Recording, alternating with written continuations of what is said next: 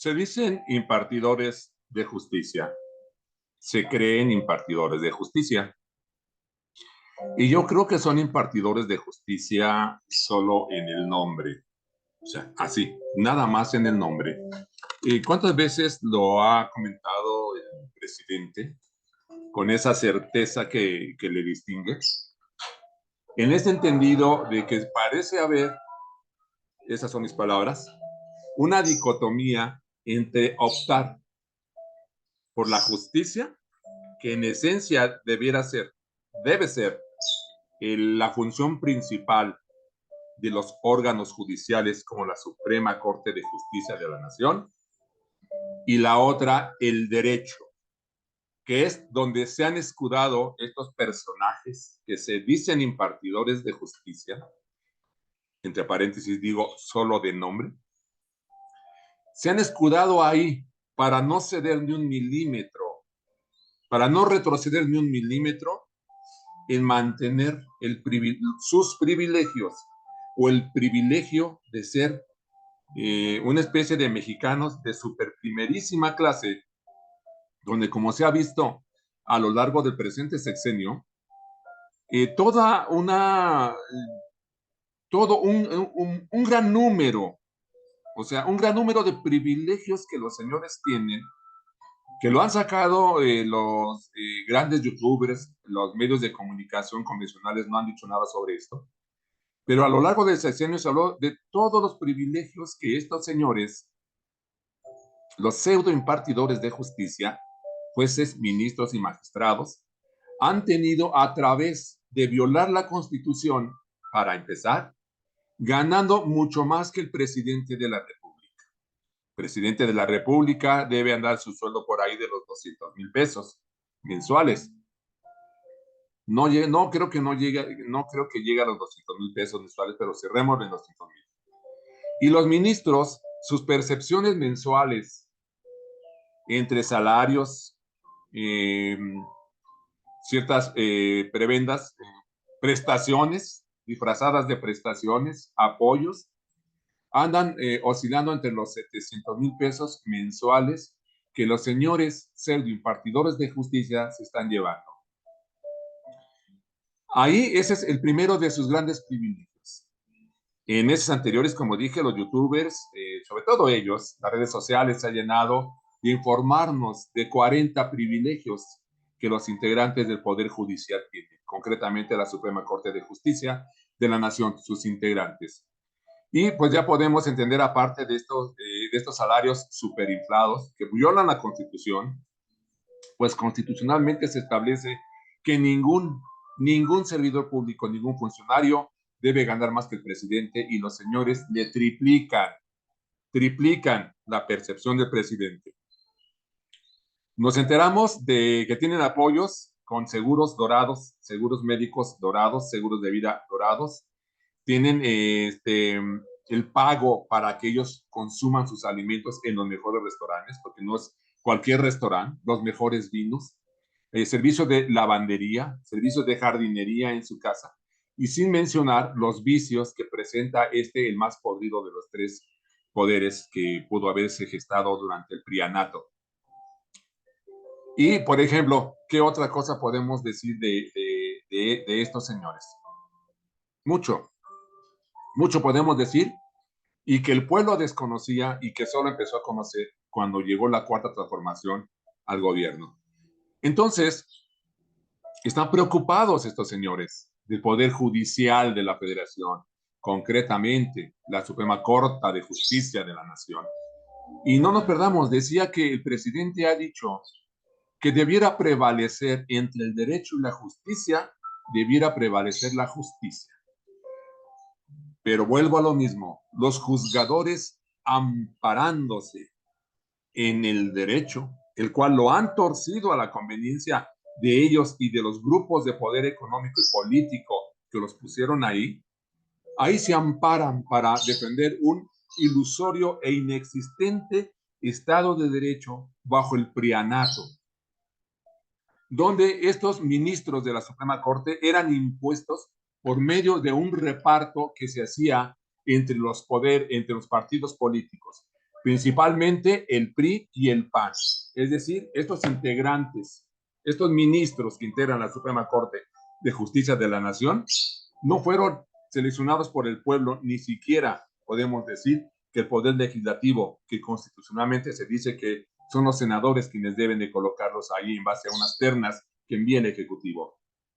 Fueron cuotas que se repartieron el PRI y el PAN. Y al extinto PRD, pues nunca lo tomaron en cuenta, o si acaso una migaja de algún ministro. Esto es lo que se pretende acabar con la reforma judicial. Esto. Pero sí nos ha puesto a pensar, y porque muchas veces escuchamos una noticia y a bote pronto la juzgamos, la calificamos y la dialogamos. Pero cuando pasa ya por el sentido de la reflexión, digámoslo así, ya vemos que es otra cosa. Reflexionando cómo está lo de la reforma judicial, cuando se reúne el presidente Andrés Manuel López Obrador y la virtualmente presidenta, la virtual presidenta electa Claudia Sheinbaum el lunes, y creo que en esa charla, Claudia dice que, por supuesto, ella está consciente, y no solo consciente, sino que apoya el continuar la cuarta transformación, incluyendo las reformas, 20 reformas que el presidente envió y que el PRI, el PAN y sus secuaces del Poder Judicial o congelaron o le echaron para atrás. Claudia dijo, estamos conscientes, y eso fue lo que el pueblo votó el 2 de junio por la continuidad de la 4T. Pero Claudia dijo que le había comentado al presidente que ella pensaba hacer una consulta al pueblo de México y una convocatoria a los actores, digámoslo así, a los actores sociales que tienen que ver con la cuestión jurídica, la cuestión del derecho. Habló incluso de colegios de abogados, de barras de abogados y de las universidades. Y, y es aquí donde está el meollo del asunto, pero vamos a hacer una lectura de un artículo que viene hoy en la jornada, donde el presidente está manifestando algo para acallar lo que ya están esbozando los poderes de facto, los poderes fácticos, aprovechando el pronunciamiento de Claudia Sheinbaum de hacer una consulta al pueblo y una convocatoria, como dije, a los entes sociales jurídicos. Nos dice la jornada en su página 5 del día de hoy. Por cierto, estamos al filo del mediodía de este jueves 13 de junio del año 2024. Dialogaremos, pero la elección popular de magistrados es innegable. Andrés Manuel López Obrador. Luis María Aguilar, sin autoridad moral para hablar de la Constitución. No se dará marcha atrás en la reforma pese al nerviosismo financiero, indicó. La nota es de Emir Olivares y de Alonso Urrutia. Procedemos a su lectura. Aun cuando se prevé realizar una consulta con todos los actores involucrados para analizar la reforma al Poder Judicial, la elección por voto popular de ministros, magistrados y jueces es irreductible, enfatizó el presidente Andrés Manuel López Obrador. En la mañanera de hoy, el mandatario federal, o sea, de ayer miércoles, el mandatario federal también dejó claro que se equivocan quienes piensan que por el nerviosismo financiero se dará marcha atrás en el propósito de transformar ese poder. Criticó que el ministro Luis María Aguilar se haya pronunciado en contra, arguyendo que quitaría autonomía a la Suprema Corte de Justicia. En comillo lo que dice el presidente. Este señor, hablando de la Constitución cuando es de sus más tenaces violadores, en alusión a que gana más que el presidente de la República y por haber tenido en su gaveta por meses el caso por el millonario adeudo de impuestos del empresario Ricardo Salinas Pliego. A pregunta sobre el proceso de consulta que acordó con su virtual sucesora Claudia Sheinbaum, el tabasqueño insistió en que los integrantes del Poder Judicial deben someterse al escrutinio popular. Remarcó que no será lo mismo que Ernesto Zedillo. Ya se les olvidó, corrió a todos los ministros, claro que los atendieron muy bien, los mandaron a su casa, bien servidos. En este proceso, agregó, cualquier trabajador de ese poder que ya esté en funciones podrá participar junto con otros en el proceso de elección. Hasta eso les van a dar el derecho de que participen. Y qué bueno, para que se exhiban a ver qué tanto los quiere el pueblo. De paso, envió un mensaje a los legisladores, tanto los que están por salir como los que llegarán a la nueva legislatura. No hay que hacer tanta campaña. Ellos tienen que asumir su responsabilidad y tienen que demostrar que son auténticos representantes populares. ¿Qué voy a andarles diciendo? Oye, ayuda para que tengamos mayoría y se pueda reformar la Constitución y entonces se puedan elegir a los jueces, a los magistrados. No, ellos tienen que entregar las cuentas al pueblo, porque esa es la democracia. Dejar esto muy claro. Y yo solo quiero adosar un comentario de esto que dijo el presidente en su conferencia mañanera del día de ayer, miércoles. Esto habla de la dignidad precisamente no solo de un personaje como el presidente, sino de la investidura de un poder. Y el presidente dice, y él es quien está resaltando, le está dando brillo a esta investidura presidencial. No, yo no voy a andarle ahí pidiéndole a los legisladores que nos apoyen para que saquemos adelante tal o cual reforma. No, ellos tendrán que entregarle cuentas al pueblo. Y también dijo, no sé si aquí lo mencione, dijo, ahí van a ver si de veras son los representantes del pueblo o a quién representan. Y vale la pena destacar este comentario del presidente, porque miren ustedes, en tanto que son representantes de sus distritos o sus, ¿cómo le llaman? Circunscripciones en el caso de los senadores, de los estados, en tanto que ellos son representantes de estas áreas geográficas, digámoslo así, ellos tienen que responderle a un electorado. Ellos tienen que dar cuenta.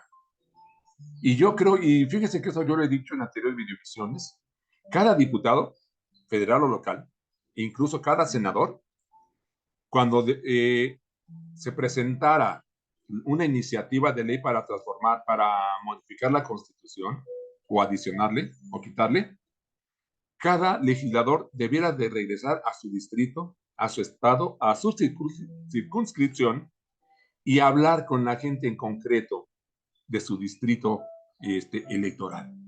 Y decirle, se va a votar esto. Quiero tomar una orientación de cómo están pensando ustedes. ¿Cuánto les puede tomar hacer una consulta en un distrito electoral, en un estado? Siempre habrá tiempo para que se haga una consulta.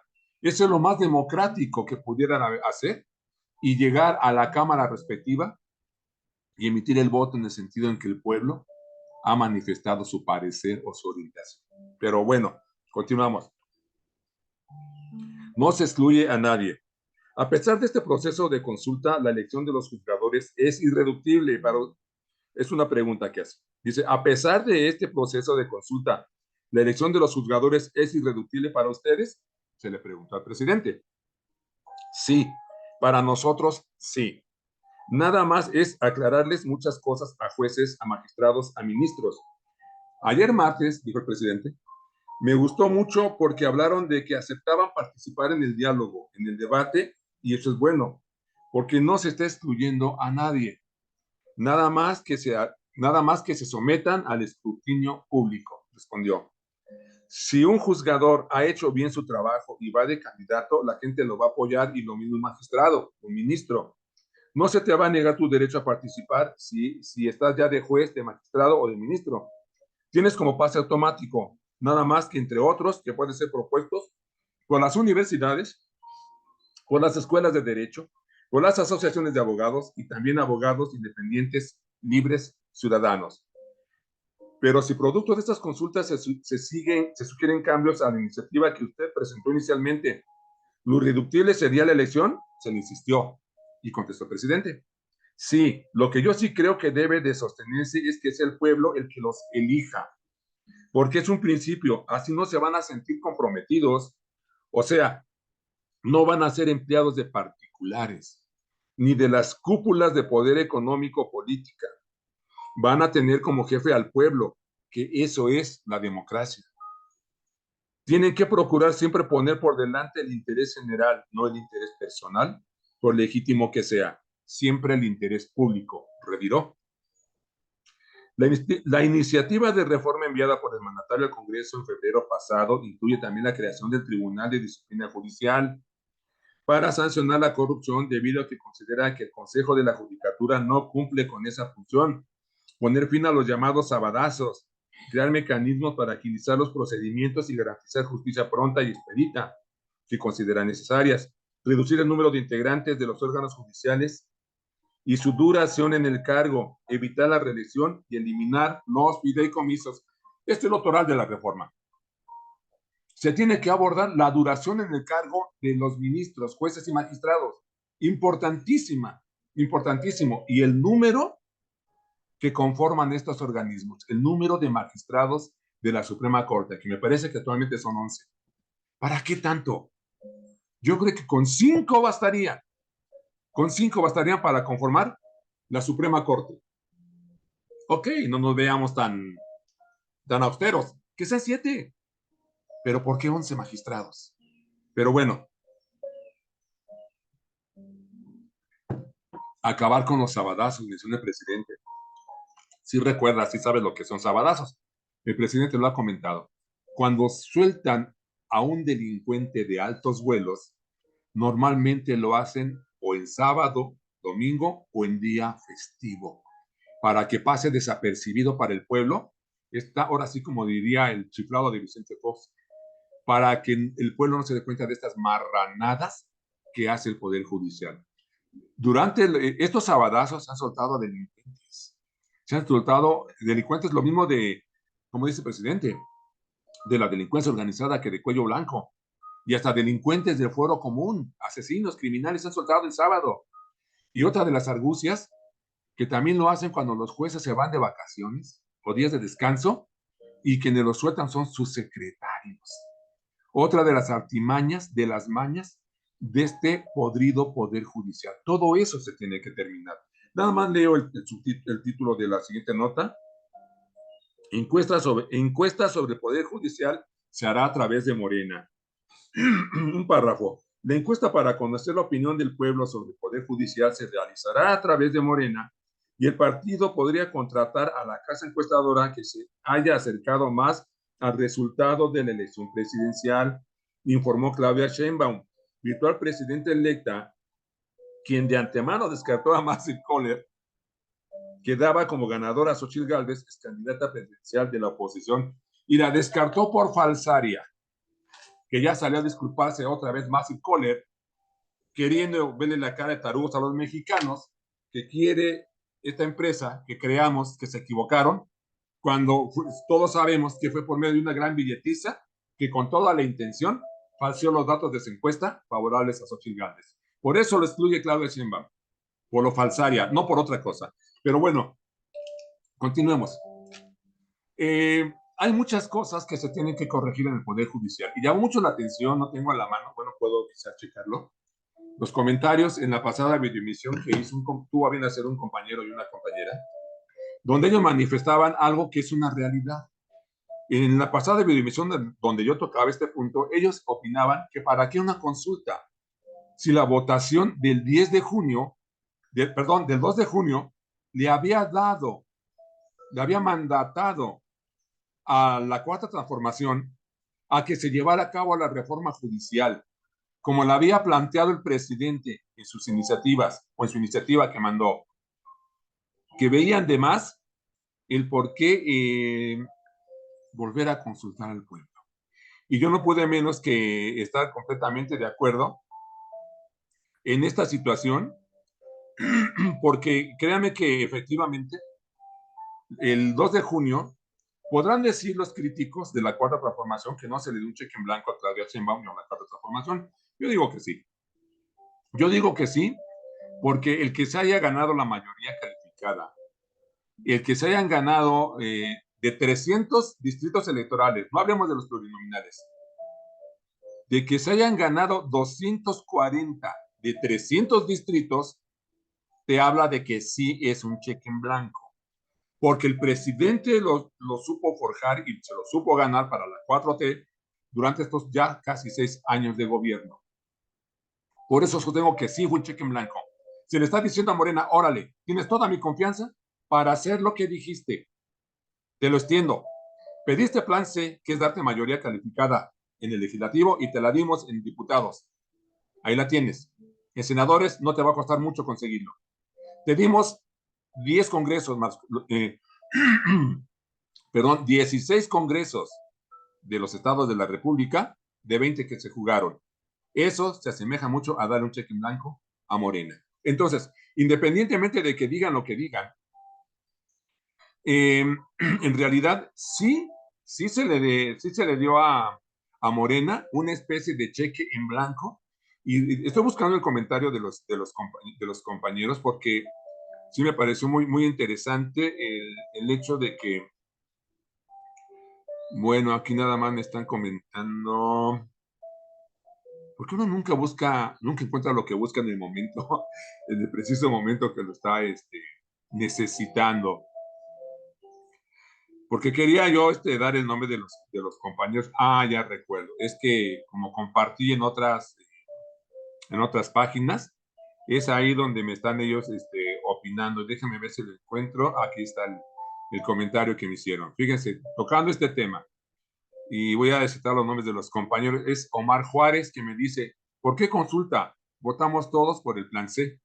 Y desde el voto lo dimos para el Poder Judicial. Y desde el voto lo dimos para el Poder Judicial, o sea, para reformar el Poder Judicial, entiendo. En eso de consultar al pueblo no se necesita, ya fuimos consultados y va porque va. Eso nos dice Omar Juárez. Yo le contesto, tienes la razón, tienes toda la razón, amigo, pero creo que Claudia Sheinbaum quiere dejar constancia de que será una presidenta que escuchará a todos los sectores sociales y pienso que es bueno, porque en una discusión y debate amplios se van a destapar más todavía las cochinadas del Poder Judicial. Y me dice todavía no, el plan C deberá estar en el piso para el 1 de septiembre, por eso voté. ¿Te gustaría que se hiciera la consulta como fue con el dicho de llevar a la corte a los expresidentes? Pregunta Omar Juárez. Y que el tiempo INE, bueno, no sé, lo leo tal cual lo manda él, y que el tiempo INE solo ponga un tercio de las casillas, y que el INE solo ponga un tercio de las casillas para que no pase la consulta.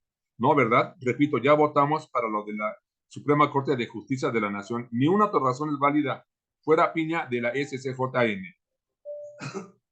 Y lo único que hay que convocar, insiste Omar Juárez, es a San Lázaro. Y pues, como dicen, pues, ¿qué le dices, no? ¿Qué se le puede argumentar o contraargumentar al compañero cuando vemos que está realmente en toda la razón? Por aquí estoy buscando el de Lucía, porque también hay una compañera, otra con Laura, es Laura Castañeda. Me dice, ya lo dijo Noroña, no podemos fallar al pueblo que nos confió su voto. Y yo le puse a Lucía Castañeda de acuerdísimo.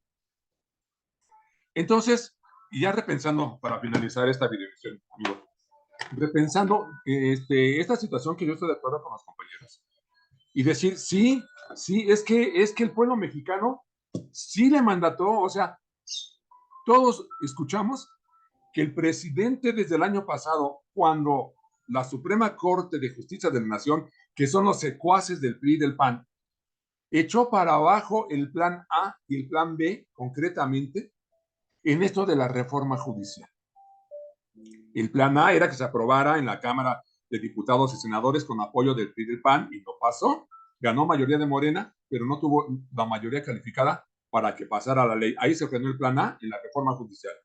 Se vino el plan B, que era aprobar reformas en las leyes secundarias tocante al Poder Judicial.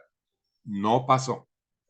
Y también esto en la ley de la energía eléctrica, sobre todo en esta iniciativa, sobre todo ahí el plan B tampoco pasó.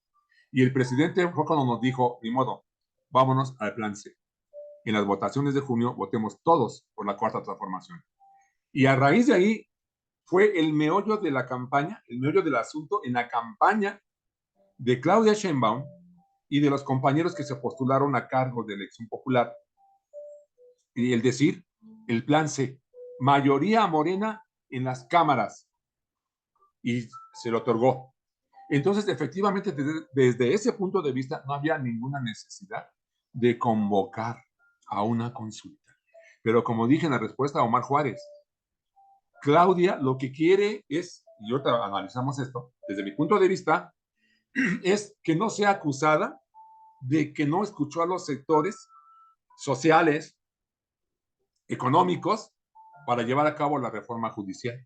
Claudia quiere verse aperturista, plural, y que no va a avasallar con la mayoría de Morena. Y por eso sacó esta propuesta que la comentó con el presidente el pasado lunes y estuvo de acuerdo el presidente. Pero tenía caso que Claudia quisiera verse aperturista, plural, inclusiva. ¿Valía la pena, más bien dicho? Yo siempre he dicho que con la derecha no se juega. De nada o de poco va a servir que Claudia sea aperturista. La derecha no lo va a reconocer. La derecha es mezquina. La derecha es hipócrita. Y con la derecha no se juega. La derecha no conoce lo que es la nobleza, el ser noble. No va a reconocer el gesto de Claudia. Y desde ese punto de vista, yo también creo que no debía haberse hecho una convocatoria. Pero insisto, yo nada más rescato el punto positivo de que Claudia se va a ver como aperturista. No solo para esta oposición mezquina, sino para la sociedad mexicana en general e incluso para el exterior.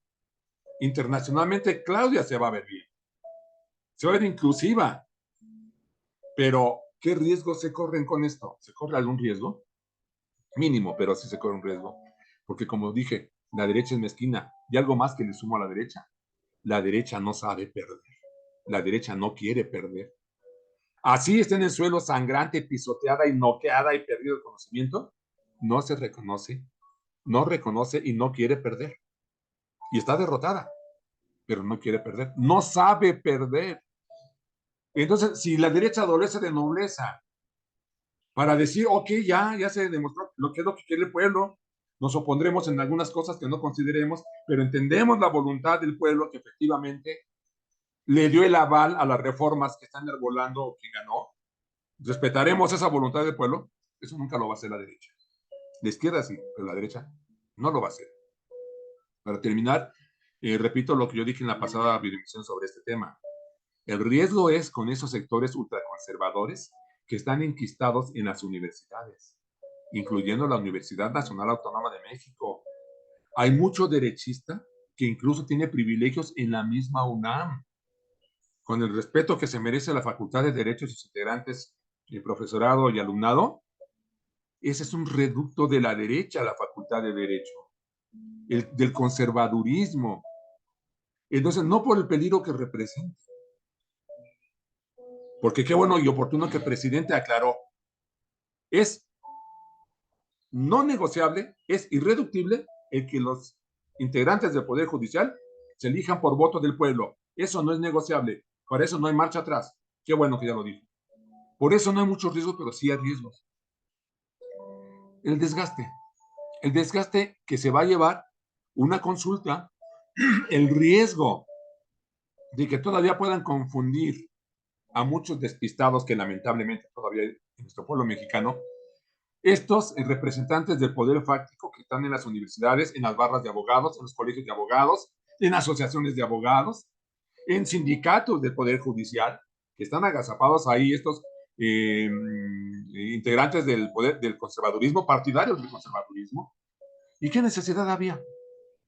Cuando, sabiéndose ya que el pueblo había sido consultado el 2 de junio y previamente informado en las semanas anteriores y meses anteriores de que se quería el plan C para esas reformas, como dice la canción de Juan Gabriel, pero qué necesidad.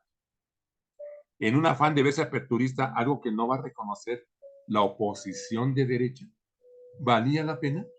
A lo mejor internacionalmente puede significarle algún logro a Claudia y eso será, y va a ser bueno, muy buenísimo, que se eliminen reservas, sobre todo de los organismos financieros, para con el entrante, el próximo gobierno de la Cuarta Transformación. Es el lado positivo que yo le destaco, que se tranquilicen los mercados. Y de veras, este comentario también soy presidente, y vale la pena que lo reflexionemos. Dijo el presidente a manera de pregunta, ¿acaso por el nerviosismo de los organismos financieros voy a ser partícipe de la corrupción? Entonces, no vamos a llevar a cabo la reforma judicial como la prometimos por temor, por el nerviosismo de de los organismos financieros. Claro que no. Se va a optar por la justicia, porque bien lo dijo, con tal de que no se afecten las finanzas. No lo dijo así. O sea, con tal de que no haya nerviosismo en los sectores financieros, ¿voy a apoyar la corrupción? Claro que no, dijo el presidente. Se pregunta y se contesta. Claro que no. Y es donde vale la pena que entonces reflexionemos en esta dicotomía que se puede ampliar. ¿Cómo debemos optar en nuestra forma de pensar los ciudadanos? ¿Qué es preferible? ¿Optar por la justicia o por el derecho? La justicia, en esencia, no hay mucho que anexarle. Su nombre lo dice, justicia. En cambio, el derecho, ahí sí tiene muchas variables, como dirían. Ahí tiene muchas vertientes donde lo hace poco confiable. Y como ha dicho el presidente, este no era un Estado de derecho, este era un Estado de chueco. Pues amigos, con esa reflexión los dejo, ya que como les estamos a filo del mediodía, y vamos a continuar estando pendientes de las noticias, de cómo se van sucediendo, y volveremos con más temas. Pues que tengan ustedes un excelente día y un excelente jueves.